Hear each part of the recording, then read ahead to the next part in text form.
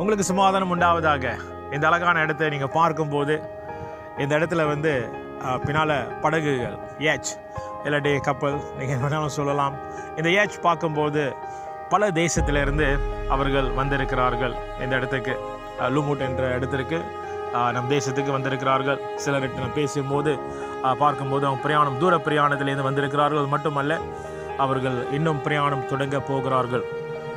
ஆகையால் இந்த வருஷம் 2025 உங்களுக்கு விசேஷமான வருஷமாக இருக்க போகிறது என்ற உங்களுடைய பிரயாணத்தை குறித்து இந்த நாளில் பேச ஆசைப்படுகிறேன். சங்கீதம் 121 நம்ம இங்கிருந்து நமக்கு ஒத்தாசை வரும், பர்வதத்திலிருந்து நம் தேவனிடத்திலிருந்து ஒத்தாசை வரும் என்று வேதம் எழுதப்பட்டிருக்கிறது.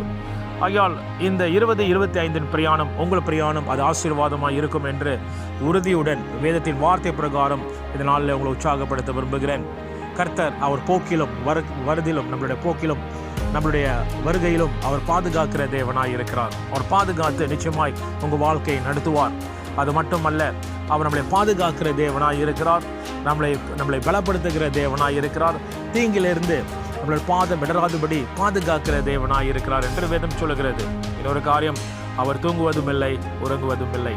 சில நேரத்தில் நமக்கு வேண்டிய ஒத்தாசை உதவிகள் தூங்கி போயிருக்கலாம், அது செயல்படாமல் இருக்கலாம். சில நேரத்தில் நம்ம வாழ்க்கை குறித்து நாமே தூங்கி இருப்போம். ஆனாலும் தேவன் அவர் உறங்காத தேவன். இந்த வருஷம் கர்த்தர் நிச்சயமாக உங்களை நடத்த போகிறார் என்று உங்களை உற்சாகப்படுத்த விரும்புகிறேன் தேவ பிள்ளைகளை. ஆகையால் இந்த வருஷம் விசேஷமானது. இந்த படகு இப்படியாக பல கடல்கள் கடந்து வந்து, பல அலைகள் கடந்து இங்கே அமைதியாக இருந்தது போல, சேர வேண்டிய இடத்துல சேர்ந்தது போல உங்களுடைய பிரயாணம் அப்படியாக கர்த்தர் நடத்துவார்.